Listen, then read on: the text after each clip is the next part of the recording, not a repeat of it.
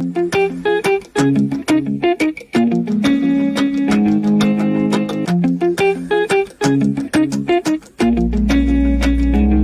doing great, even though every day's not fine. But still I woke up today, another day to get on my grind. Got me singing, oh, oh, effort tampil kurbanan. Oh, oh, effort tampil kurbanan.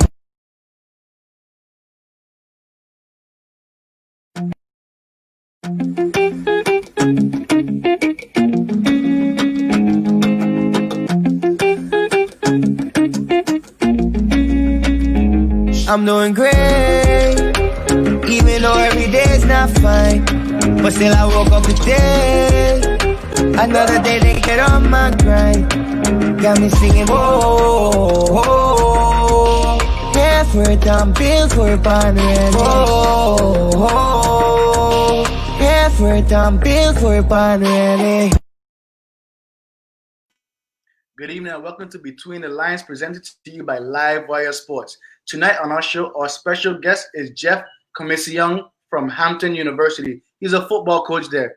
How are you doing today, Jeff? I am doing well. Yourself? I'm doing great, doing great. We're glad to have you on the show, and we really thank you for taking the opportunity out to come and speak on this platform. Well, thanks for inviting me. I'm looking forward to it. All right, now, with you being a football coach, when was the first time you were introduced to football? First time I was introduced to football actually was in junior high school at Atlanta Cancrine. You know, that was lunchtime every day. Me and the fellas, we got together to play football every day and developed a love for it then. The first time I played organized football was at Charlotte Miley High School. Now, did you play all 4 years at Charlotte Miley High School, or did you just play 2 or 3 years? I played freshman to sophomore year, and then I went to a school in Massachusetts, St. Patrick's High School in Massachusetts, got a scholarship to go to school there. And from there, went to a prep school at Maine Central Institute, and then from there went to University of Maine. So it's been a little bit of a journey. Now, when you playing football at the University of Maine, is that a D1, D2 JUCO school? Can you elaborate for us? University of Maine is a Division I football program. It's part of the now it's the Colonial Athletic Conference. Back then it was the Yankee Conference, but it's the same conference as James Madison, William & Mary. Some of the top, it's probably considered probably the top FCS program conference in the country. Now, what was the journey like moving from St. Thomas to moving to the States to play football? It's a little different, as you know, when you go stateside. Well, first off, going from Virgin Islands to Massachusetts is a little bit different. The culture is a little bit different. When you walk out in the street and you look around, it looks a little different. You don't see a lot of familiar faces, and faces look like your own sometimes.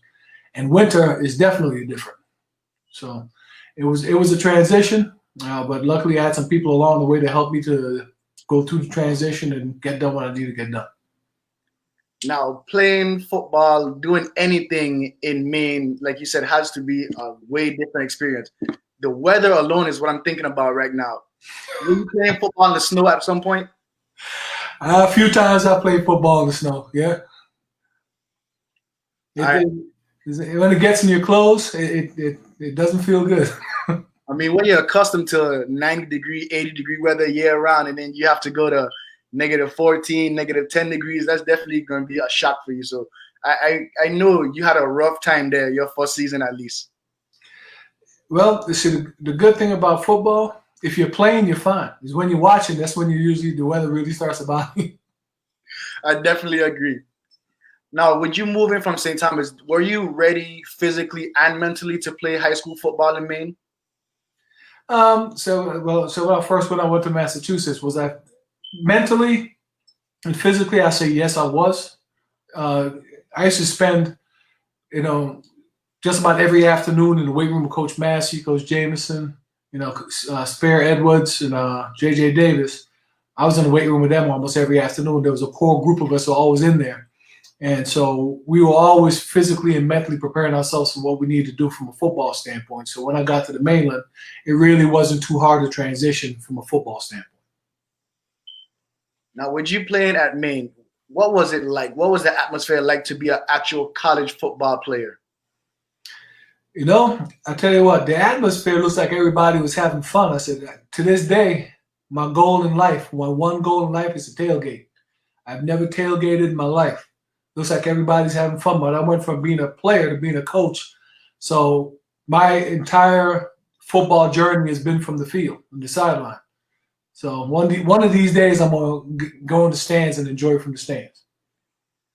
I think we need you right there on those sidelines. Probably when you retire 5 or 6 years from now, maybe 10 years from now, 20 years from now. When you retire, you can do the tailgating thing. But we're happy to see you on the sidelines producing at a Black institution at that. No, it was a great opportunity. I was at Old Dominion before. Now, of course, the staff, we got to let go. But Coach Brady at Hampton University, he contacted me and gave me the opportunity to go to Hampton. You know, I knew about Hampton from being in the 757 for the past 7 years. So when I had that opportunity to go there to Hampton and also still stay in the 757, I mean, I really couldn't pass up on that opportunity. And that's great. It's like being in your own backyard again. So I definitely understand that one. Mm-hmm. Now, what was the difference like physically between high school and college? What did you have to do to mentally prepare yourself and even build your body to compete at that level? Well, the biggest difference is the speed of the game. If you get a chance to play Division I college football, usually you're one of the best players, if not the best player in your high school team. Well, when you go to a Division I institution, everybody there was the best player, one of the best players in the high school team. So the speed of the game itself is so much different, it's so much faster. And in particular, when it comes to the offensive and defensive line, because you got guys 300 pounds who can run almost like linebackers. So the learning curve, yeah, that's a bit of a transition, but how fast everything happens, that's the biggest adjustment you have to make. Now, football is tough, it's grueling, you're taking a pounding both physically and mentally. Was there any time you thought to yourself, this isn't for me anymore, I want to quit? You know, from a football, no. I said, I've always enjoyed playing the game, and that's the thing. I said, if you keep things in perspective as far as what you're doing, I mean, you have an opportunity to play football, go out in the football field and compete with your teammates, be part of something, I say, bigger than yourself. All right? At no point did I even consider walking away from it. All right? And probably the closest I've come to maybe thinking about that is when I was getting done playing, wondering, okay, what my next step in life will be, but then I had the opportunity to get into coaching. So at no point has that creeped into my head. Now, with yourself being an example of somebody who played football here in the Virgin Islands and then eventually left to play on the collegiate level, do you think we have other athletes that are able to make that same jump to a D1 university? That's the thing, is the Virgin Islands, you have Division I athletes walking all over the place. Now, the question is, how do you get them to commit to becoming football players, basketball players, or any sport you choose? But you have guys who have the ability, is now they have to take that ability to the field. I definitely agree with that. We have all the talent. The Virgin Islands has talent, whether it's on the field, off the field, in the classroom, all over. So I definitely agree with you on that. It's all about your passion and the hard work that you put into those situations that makes you. Without question. I mean, nobody's ever accomplished anything in life on their own. You always have the help of somebody else. But also, too, if you want to accomplish anything, you got to put the work in. If you don't put the work in, you're just wasting time. Right. Now, did you have any opportunity or like stints to play professionally? The only opportunity, maybe, had some arena teams showing interest when I got done playing. But I didn't follow through with it because I said at the time, I also was thinking, like, you know what, I may consider going into the military. And my college coach, I wasn't even planning on being a coach. My college coach called me to his office one day because my prep school coach called him saying, I need to find somebody to come help out with the prep school team. So young guys, some energy who can, help me get this thing rolling. So he just told him, call me back in half an hour, and then called me to his office and didn't tell me what was going on. So I'm sitting in his office, the phone rings, and he basically answers the phone and hands it to me because he knew I couldn't say no to my prep school coach. And we had a conversation. The only thing I said the entire conversation was okay and yes, sir. And I was coaching. Oh, that's what it is. People, it's easy to give back to somewhere you are familiar with, and you're able to function in that environment very well already. So it's definitely a thing to do where you go back and help out your former teams. Absolutely. You have an opportunity to ever give back or, impact somebody's life in any way, shape, or form. You got to take advantage of that opportunity. Now, with you being a 4-year player at Maine, a Division I player, what was your biggest accomplishment as a player? Well, I walked away from the game somewhat in one piece. I guess that'd be the first thing. But I think the biggest accomplishment I had in Maine, honestly, is the relationships I've built over the years. When I was there, I tell my wife all the time, I can go anywhere up and down the Eastern Seaboard, and I at least got a couch to sleep on because I played football in Maine and my teammates. So being a part of something bigger than yourself and going out there and working to a singular goal every day with your teammates, people who are there getting their education as well, people who are trying to accomplish the same goals you are, to be able to establish those relationships was huge. I mean, football, yeah, there were games, okay, I had a couple games with double-digit tackles and sacks and stuff like that, but it's the opportunity to create the relationships and the friendships that will last a lifetime. That's probably the biggest accomplishment I had at Maine. I know. So we see the size, we hear the name behind of you as far as the school that you went to. What was your best stats for a single game that you would say? Wow. 14 tackles, 2 sacks, pass breakup, a couple forced fumbles, not one forced fumble. That's probably the best stats in a single game I've had. All right, now so we're gonna get away from the player now. We're getting into the coach, what you are right now. How many years have you been coaching, and where have you coached? I've been coaching for 24 years now, and 20 at Division I, but 24 years. And I started coaching at my prep school, the Maine Central Institute. And then from there, I coached at University of Maine. I've coached a Division III school, Bates College, which I had a blast coaching at. Coached at Harvard for a year. I got to go to Harvard and tell everybody I coached at the time I was the smartest man in the room because I was the only one with a college degree at the time. So then I coached at Boston College, Old Dominion, and now have the opportunity to be at Hampton. Now that's a long track record of teams and positions, and there's a lot of well-known colleges in there. What was your experience like coaching to a bigger school rather than maybe a D3 or a JUCO school that you coached at? One thing you find when you coach at lower levels, especially schools that are not scholarship institutions, you find out a lot of guys are playing the game for the love of the game. So you really enjoy coaching those guys because it's football at its purest. Now, as you go up the food chain, I mean, football is competitive at every level, but when you get to certain levels, it gets more and more competitive. Especially Division I, it gets very competitive. And that's why a lot of times you see there's a high turnover rate in football, because if you don't win consistently, usually they bring somebody else in quickly to do the job for you. So the higher up you go, the expectations continue to grow, and you have to find ways to make sure that you're being successful in getting the job done. Now, I heard you mention 2 schools, and now that you're at Hampton University, can you repeat for us how did you get that Hampton University job? Tell you what, it was a blessing in the sense that I was coaching the Old Dominion for the past 7 years, and my family.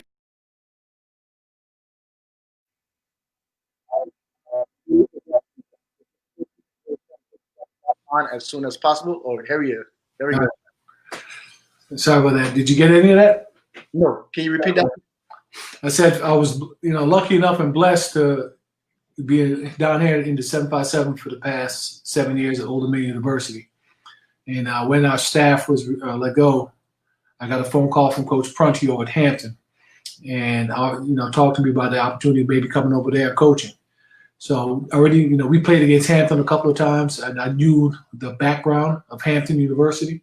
It's a chance to stay in the 757 and keep my family in the same place. So I really an opportunity I couldn't pass up on. Now, being a football coach is definitely something difficult. Being a coach altogether is something difficult. You have to interact with the players. You have to really care about what you're doing. You have to put just as much time in studying as the players do. What is your day-to-day activities like as being a coach? Well, right now, it's a little unfamiliar to me with the pandemic, of course, but I've never, in all my years of coaching, there isn't really downtime. There is, downtime for me. If I get any free time, I usually come home and just hang out with my family because you have the season in the fall, right? And that starts in August, and then it goes all the way to November. And right after that, you go into recruiting. You recruit. Basically, recruiting isn't done until February, from December to February. Right after that, you're jumping into right now. You know what? We got to start getting ready for spring ball. So we're starting to watch film from the past season. We're getting ready for spring ball. Then we'll go right into spring ball. After spring ball, we're in camp season, high school camps. And then hopefully around July, you get a little bit of time off. But then the thing is, you say you have time off, but you always find, for some reason, you always find yourself either in the office or doing something football related, getting ready for preseason camp, which is about to start up now. That's all year round.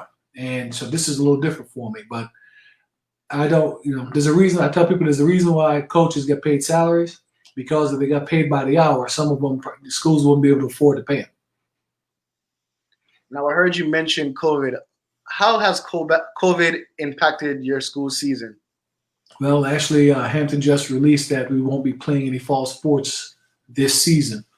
But in the reality is this. We have to do what's in the best interest of our players and our leadership at the school. Dr. Harvey, Coach Brunty, and Mr. Marshall, our athletic director, they made the decision what they thought was in the best interest of our student athletes. I'm in complete agreement with it. All right, we have to make sure that their well-being is taken care of. So if we can't make sure that that is taking place as it should, then we shouldn't be playing football. And that's all that matters. Safety first when it comes to the students, the administration, the coaches, fans, everybody. So it's definitely a good thing to see that Hampton puts people before the sports and the monetary contributions. Yeah, here's the thing. Football, it doesn't happen without your student athletes, right? And you got to remember, these are young men that are coming there for not only just to play football, they're there to get the education. They're there for a college experience to help them grow as men. So why, we have to put them in the best possible environment. And why would we ever compromise that ever? No, we're never going to do that. Now, I'm not sure if you're in the recruiting role right now, but what is a typical coach looking for when he's recruiting players to play collegiately? The first thing I'm going to look for is somebody who shows up. And I say that, I mean somebody who actually wants to play this game, wants to put the work in, is willing to do it every day. There's a lot of people that said, you've experienced it too, because I know you're a former football player as well. People will talk about it, but showing up every day and doing it, right, that separates, the people that I can really have a conversation with from the others. Right? So when I sit down with a coach, I want to find out if that's somebody who can, as a person of character and dependable, because a person who shows up every day usually are people of character and people who are dependable. And that's the first thing I'm going to look for. Number two, I'm going to check to see academically, are you making the necessary progress you need to make in order to, one, graduate from high school, but two, also be eligible to compete at NCAA level, at the Division I level. And after I do that, I talk to everybody about you. When we do a lot of homework, I'll ask the janitor if you keep your locker clean. I find out every bit of information about you that I can. And it's funny, I give an example. I tell people a story. Like when I was at Boston College, I recruited a young man, Andre Williams, who was a Heisman Trophy candidate.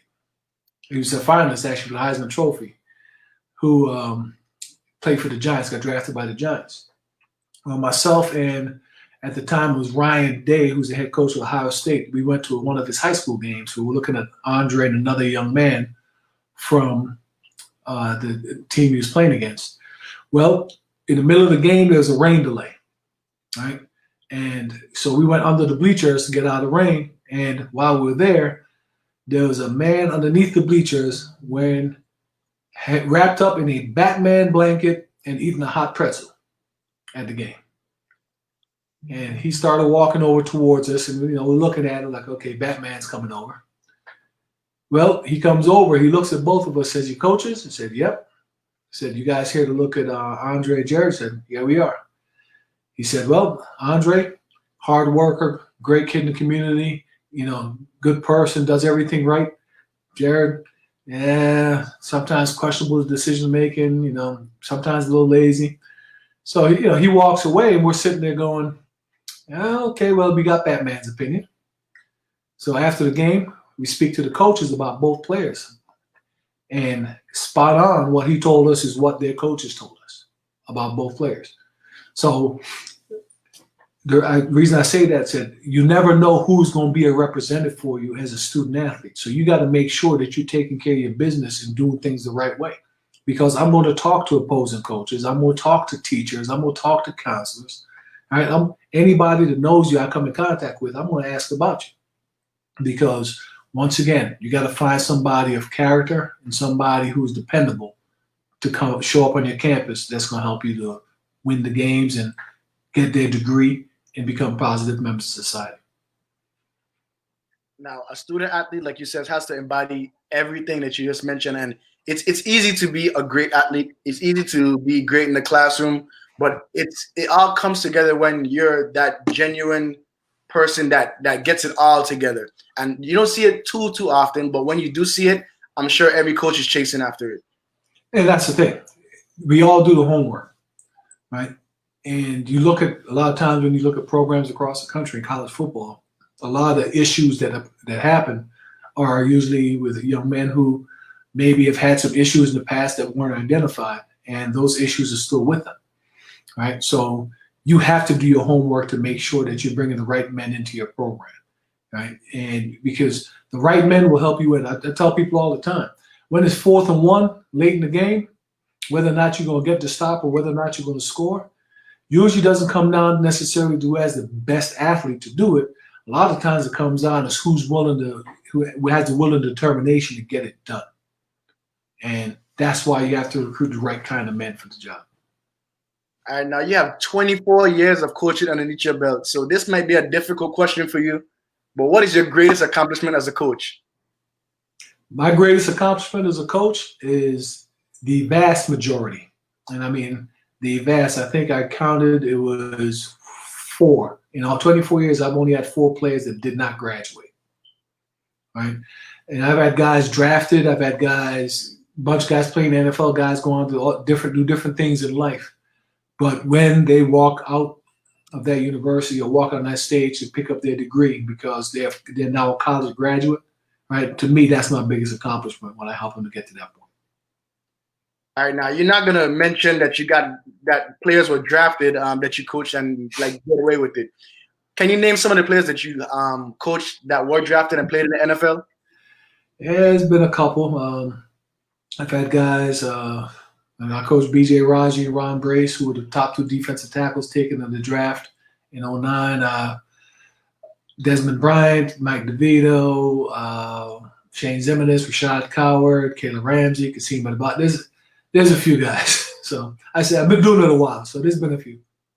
All right, so I'm a little bit younger, but the first thing I think about when I hear a big name school like Boston College is Matt Ryan. Were you there when Matt Ryan was there? I was there when Matt was a senior, yeah. Now, did your defense cause havoc in practice? Did he have a rough time? Now, Matt is a quarterback. He's a Heisman Trophy candidate quarterback. So Matt was protected in practice. Right? So he would, of course, college quarterbacks would come out to practice. Like Matt used to wear a red jersey because, they figure red means stop, don't touch, leave him alone. So I would always give him a hard time, like, hey, Matt, I said, I see you wearing a little pretty jersey today. Practicing or you'll sit over there until they play catch. And he looked at me, he said, Coach, just tell the defensive line, I said, I want a 3-foot radius around me at all times. Don't come in. So he's he is a quality person, right? And competitive, very competitive. And, his senior year, and then the following year, we went to 2 ACC championships. But his senior year, he was a big reason for that because of his leadership on the football field. Well, what is it like to see some of these guys that you've coached before on national TV? Well, usually, it's always good to see those guys on a national football league playing professionally. To see what they've accomplished and to see them get to accomplish their dreams.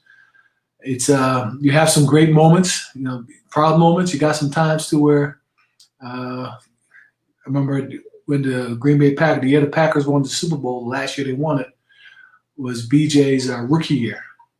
And during that season, he had an interception for a touchdown in the game. And when he got in the end zone, he did a dance that a 340-pound man probably shouldn't be trying to do. And immediately after the dance, my phone started blowing up. People asking, what is he doing? And my only response was like, I did not teach him that. He did that in his own. But it's always great to see these young men and the work they put in when they get to that level, accomplish that goal. It's always great to see. Now, if he's played against your favorite team, who are you cheering for? Well, that's the thing. You know what? When it comes to the NFL, I don't have a favorite team. I have all these guys that I've known that I've either coached or coached against, or even sometimes guys they play for another team, but I may have recruited, that I actually follow more the players than a specific team in the NFL. I definitely understand that. You can't lean too much this way, you can't lean too much that way. You have a lot of players that have played in the NFL. Mm-hmm. All right, so we're going to take a break and be right back to hear some words from our sponsors, and we'll be right back with more Between the Lines with Jeff Comissiong, college football coach at Hampton University.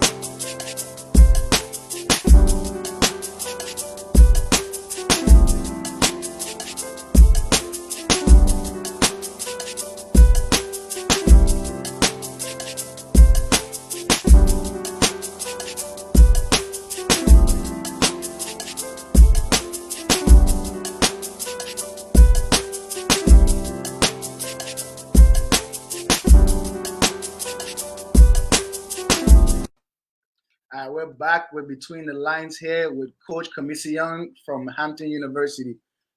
How important, Coach, is it to receive a college degree when playing sports, especially something like football that's very physical and contact? Well, it's the most important thing because the reality is this. The vast majority of college football players don't play professionally. It's right around 2% that actually may have a chance to play at the professional ranks. And so you have to have something to stand on for the rest of your life. And your education is what you will stand on. I tell guys all the time, that degree opens doors. that will remain closed if you don't have it. So football is great. You play in the NFL, that's great. That belongs to you. But that degree is an opportunity for you to take care of yourself and your family for the rest of your life. So that is priority number one. And that's a great way to look at it. Recently, I've seen a lot of NFL players say that even if they didn't finish their degrees while they were in college, they went back and got it while they were still playing football. So it's definitely the way to go. And we're glad to see those guys going back and getting their degrees even after they've made it successful. Yeah, it's a necessity. I mean, in this day and age, in the world that we live in, right, you're going to need that degree to help you to continue to progress. If you want to continue to climb and advance yourself, right, that degree is going to help open those doors. All right, one of my favorite things that I've heard from you today is that you coach at an HBCU. What can students gain from attending an HBCU rather than a PWI? Well, I think probably the biggest thing is, sometimes when you go on a campus that's a predominantly white institution, that you don't see a lot of faces that look like your own, right? And sometimes, as a student athlete in particular, you feel like, you know what, you're there because you're a student athlete. You may not feel that at all times it's equal playing ground. An opportunity for you as a black man or black woman to go to historically black university, you're around a lot of people who come from similar backgrounds, who look more like you, but also too are motivated, want to do well, there to get the education. So the reasons that you are there are the same reasons they're there. And it gives you, I guess, it gives you a real sense of family to some degree because of the culture that you're in, the environment that you're in, and having people who are similar-minded to you working towards the same goals. Now, how excited are you to see a lot of top prospects and a lot of guys transferring from Division I schools into HBCUs? The transferring, I think it's kind of more of attrition than anything else, but it's always good when you get a chance to have a good player and somebody who is a good person transferring to schools. To see more of that happening from the high school level, I think that will be, needs to happen more in the sense that people just need to take the time to do their homework and figure out what exactly they're trying to get accomplished. And if a HBCU can provide you the opportunity to do that, you really should consider it because, a lot of times he said guys may think I got to go to the highest level, go to the big school, and it doesn't work out. Then they end up transferring to HBCU, right? If you want to, they say, well, I want to play in the NFL. I want to play, the professional ranks. Well, guess what? I don't care if you play Division III ball, right? If you're good enough, the NFL will find you. So find a school that gives you everything you're looking for, not just from a football standpoint, educationally, right? In the community, socially, all the things that you want out of your college experience. Right, if an HBCU gives you that opportunity, affords you that opportunity, you really should consider going to HBCU. I definitely agree. And while we're here talking about HBCUs, you do coach at Hampton, but I just want to let you know that North Carolina A&T is the #1 HBCU in the country. That's all right. I won't hold it against you. I think you're a pretty good dude, so I'm okay with you saying that. I won't hold it against you. All right, I'll take it. While we know all athletes aren't able to play Division I or Division II, how do you feel about the junior college route initially in college? I think sometimes it's necessary, and sometimes it's necessary for young men who maybe academically weren't able to get quite to where they need to be, so it gives them an opportunity to still pursue their goals.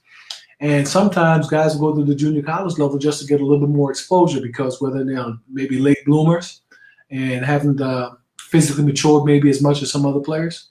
So I think at times it is necessary and a great resources that's available to young men if they are trying to pursue a dream of getting a college degree and playing college football.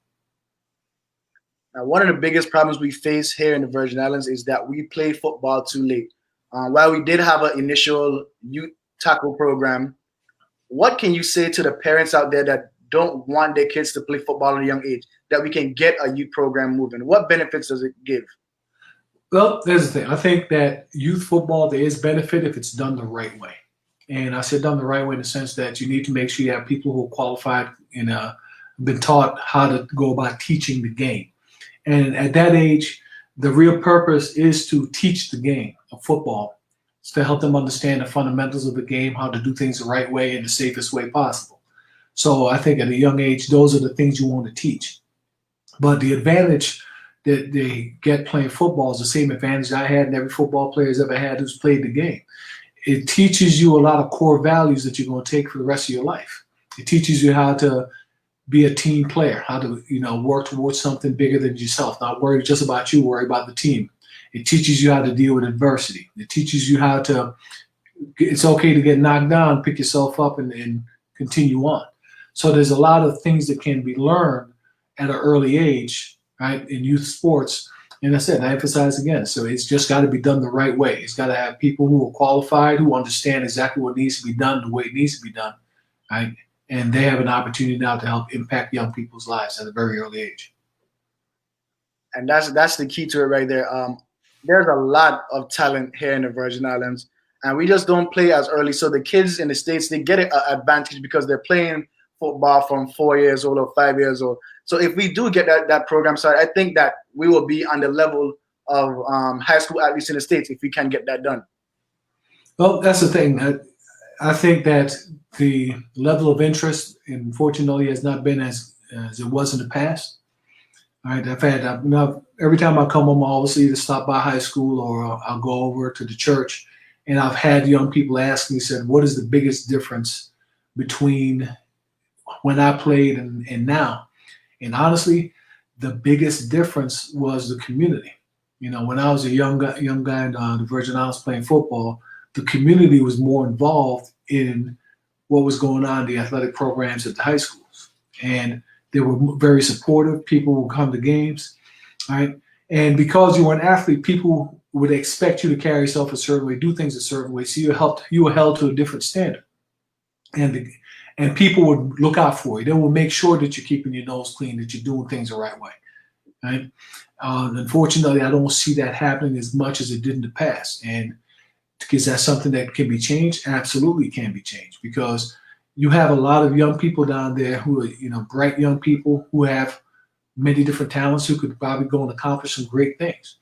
Well, in order for them to accomplish those things, like I've said before, I said you don't want to accomplish anything on their own. They need the help of someone else. To help those young people accomplish those things, we need to support them, whether not just their parents, but within the community, right, at the schools, right, at every level.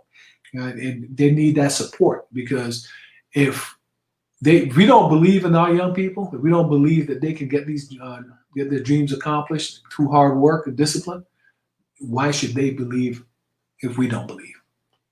I definitely understand that. Definitely understand where you're coming from and feel you on that for sure. I heard you mention the opportunities to play arena football earlier. Would you suggest that players that can't play after college try to play in arena football or the CFL or other professional leagues? I think it comes as an individual choice each player has to make, and it comes down to whether or not, how important is football to them. Some guys, it's NFL or bust. Well, like I said, 2% of college players play in the NFL. And even if you do, the average NFL career is only 3.2 years, something like that. That's it. Everybody sits there and they see all these contracts, and these guys sign these contracts. That's a huge contract. So anybody ever notice is the same dude signing contracts? Right? The vast majority of players that play in the NFL only last, 3 years. So if you want to play football and you love playing the game and you want to play at the highest level possible, arena football, CFL, those things, those are avenues that you can use to continue to play. So it comes down to personal choice and whether or not you still love the game and you're still willing to put the work in to be able to play at a high level. Now, I love the way you spoke and you said that the average playing span is, you said 5 years? About 3.2 years in the NFL. 2 years. That goes back to how important that college degree is. You fall right back on that, and now you have something to do. You enjoyed your life playing football, but it might not last forever. It won't last forever. So now you fall back on. Exactly. I said football ends for everybody. I don't care if you're a first-round pick. Football is going to end for you at some point. That's why you have to have your degree. What are you going to fall back on when that time comes? Now, what's your level of expertise that you have of coaching football? Would you be interested in putting on a football clinic in the Virgin Islands for coaches and players?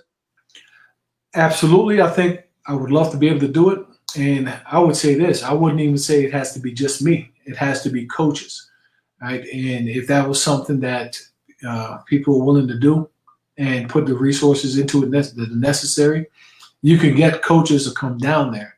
Like I said, if need be, I could organize it and get position-specific coaches to come down there so that you're not just hearing one person trying to tell you to teach you the entire game. You can have a quarterback coach working with quarterbacks, a running back coach working with running backs. You can get more position-specific so that you're getting the most out of the experience. But I think that is something that definitely would help with the development of the players down there.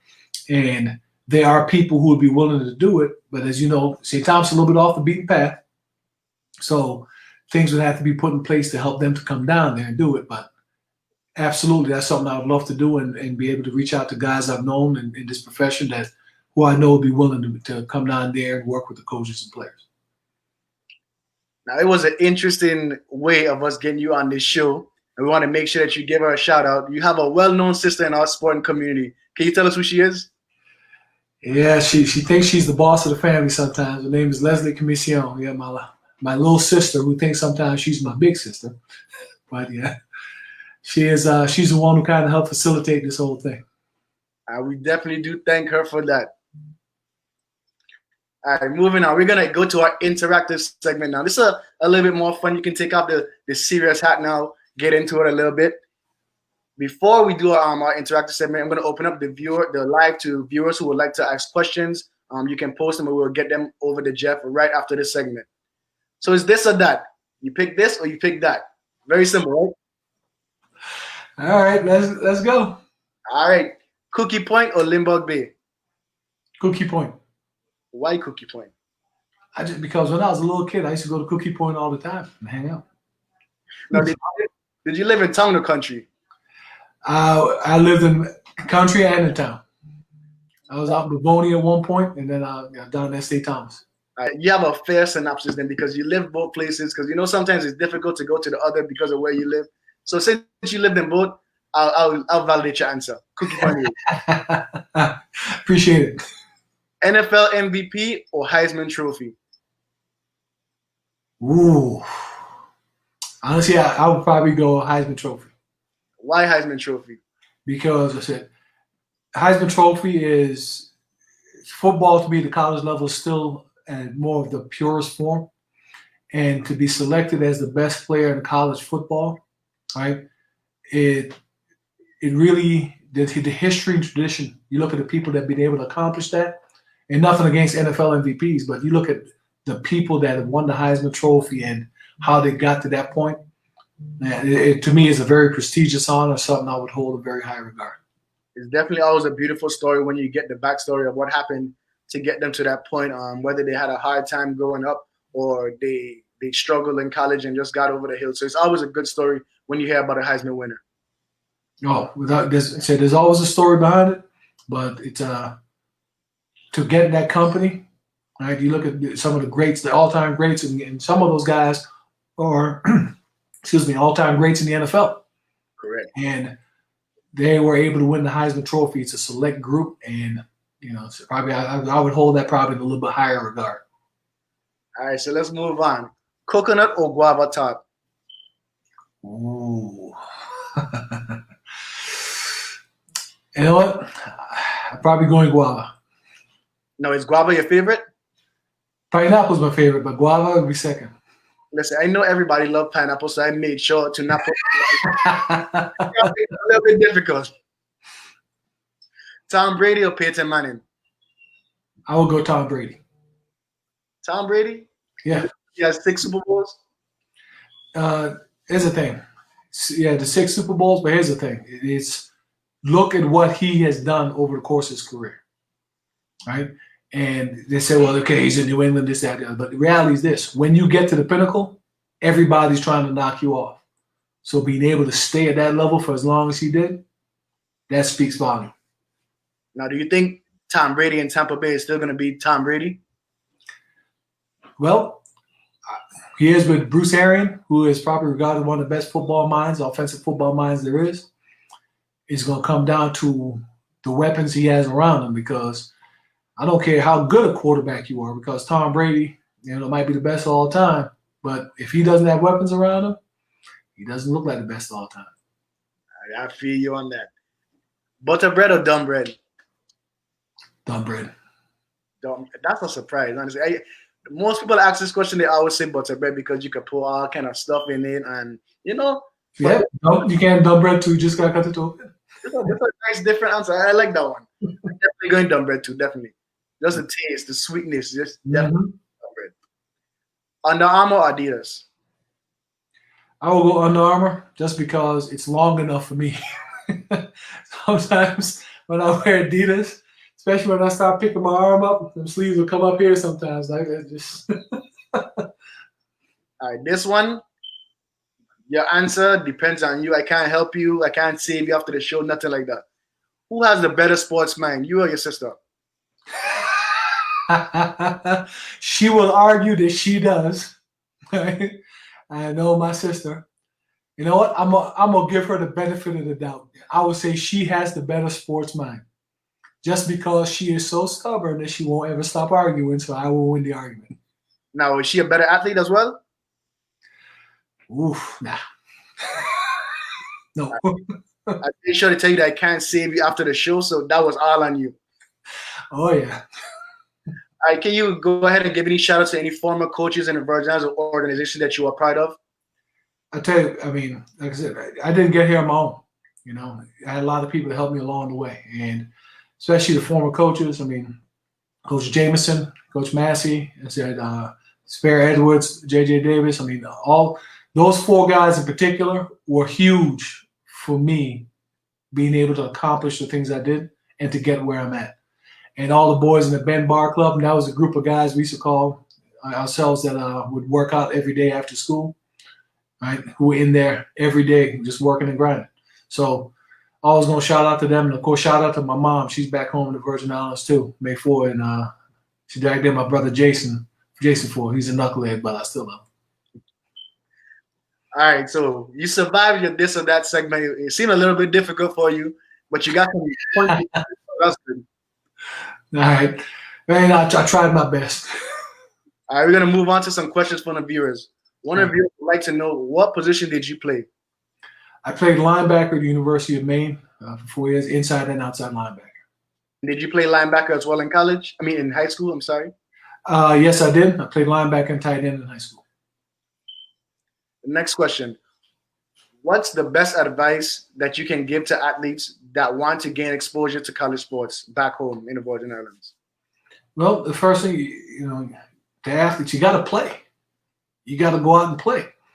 You can't, nothing is going to be handed to you. You got to work for it, and you got to go out and play. Now, you go out there and play, and you put yourself on film, showing that you can play at a certain level, right? You're doing it in the classroom, showing that you are, have the aptitude necessary to succeed in college, right? Opportunities will be there. But if you don't show up every day, it's not going to happen. Now, does there need to be more exposure in the Virgin Islands? Absolutely, there needs to be more exposure, right? But that exposure isn't going to happen unless people are showing up every day, putting the work in, and getting done the work that needs to get done. So the most important thing right now is show up. And now, one thing that I think that people could do a little bit more to help themselves is to get the film out, get those things out in front of people. Don't just sit and wait, right? If you have interest in a certain school, send your film to those coaches. Put it out there for them to see. Don't just sit and wait to see if they're going to come down to Virgin Islands. People come to the Virgin Islands to vacation. Right? So if you want somebody to come down to Virgin Islands to recruit you, you have to give them a reason to recruit you. And you have to give them the tools necessary to recruit you.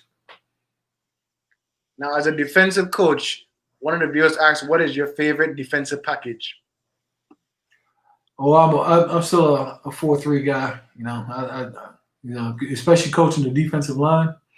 I like being aggressive. I like getting after people. I tell them, if you're soft of mind, you can't play for me. Right? So I like being aggressive, and anything that allows my guys to be aggressive, get after it. That's what I want to play.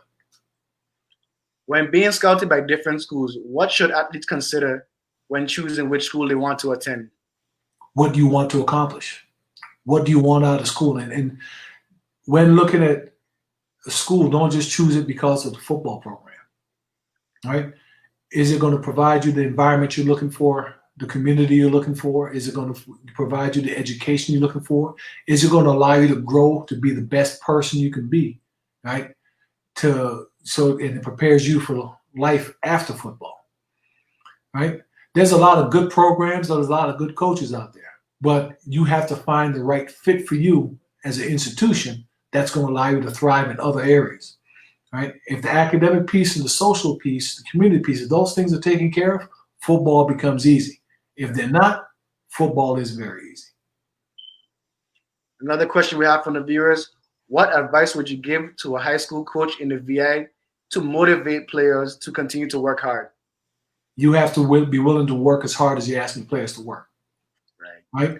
And not just in the coaching aspect of things. If they are going to put the time in, the effort in for you, you have to put it in for them, and especially trying to help them to also get exposure from coaches if they want to continue to play at the next level, right? And I tell them, I said, why would I demand the very best of my players if I'm not willing to give them the very best myself? So if you're going to coach these guys, you got to be willing to put the same kind of work in that you're asking them to put in. Now, I saw some of the comments in the live, and I don't know if you and your sister are just trying to be nice to each other today in front of all the viewers, but she said you're definitely the best athlete and the better athletic mind. I'll call her later and see what that's going to cost me. Who was your favorite football player growing up? My favorite football. Now, here's the thing. Now, there's two people. One, I'll say, here's the thing. I always looked up to some of the older guys that played there when I was in the Virgin Islands, Ronaldo and Eduardo, those guys, because of what they were able to accomplish. And so it always gave me a little bit of motivation and saying, you know what, if they can do it, maybe I can do it too. My favorite player of all time, though, is Charles Edward Green. Now, what did he play for? The Pittsburgh Steelers. They used to call him Mean Joe Green. All right. Another question: what advice can you give to players who want to change positions after transitioning to college? Who have to change position? I'm sorry. If it is the best move for you, take advantage of it. Now, here's the thing: coaches are not going to put you in a position that doesn't allow you to succeed, or put you in a position that isn't going to give you an opportunity to get on the field. People may say, "Okay, well, they want to play defensive back. They want to switch you to running back." Well, here's the thing. Usually if they come to you and say they want you to switch to running back, is because they need you to play running back, and there's a chance for you to get on the football field. So you can watch on defense or you can play on offense. So that's something you have to be willing to embrace. And that too comes down with having a team first mentality. If you're putting the team first, right, then you're willing to make whatever sacrifice is necessary. And sometimes those position changes can also be career changes as well. All right. To wrap up the show, I just want you to look into the camera and give young athletes one piece of advice or multiple pieces of advice of what it takes to really get from being a student athlete growing up to competing on a higher level, whether it's collegiate or professional. Just one last message. Right. The thing is, I'm going to say is show up. Show up in the football field, yeah, but also show up in the classroom, right? Show up as a person that can be depended on. Show up as a person that, no matter what, is somebody that people can stand at the table for you, right? Do the things necessary, right? It's following the norm, right? It could be great. I'm going to do what everybody else is doing. Everybody else isn't going to go and play Division I college football, right? So if that is a dream of yours and that's what you want to accomplish, then you need to show up and you need to put the work in, right? Talking about it, everybody can talk about it. Less than 1% of high school football players in this country play Division I college football, right? So talking about it ain't enough. You got to show up and you got to put the work in. All right, we really want to thank you for taking your time out to actually come out on this show. The people in the Virgin Islands are definitely proud of you. It's good to see that we have another face doing exceptional things on the mainland. So we definitely thank you for coming on to the show, and we look forward to seeing and hearing a lot more from you in the future. I appreciate you inviting me on here. It's been a pleasure. I've enjoyed it, and it's anytime I can be of service to anyone, especially as young people trying to help, accomplish their goals, I'm always available. All right, thank you once again. All right, Between the Lines fans, we have next week Jerome Gums, the founder of Empower Me Academy. He will be on next week, July 21st, 2020. So tune in for that show. We want to give a shout out to Leo Sibley for his song that plays on our intro. It's called Born Ready. It's available on all streaming platforms. We want to give a shout out to our executive producer, Lorena Robinson, our technical and visuals guy, Shane O'Neill. So all this stuff you saw with the commercials and the switching back and forth, that's all Shane. Thank you guys for tuning in once again. We'll see you guys next week for another episode of Between the Lines, presented to you by Livewire Sports.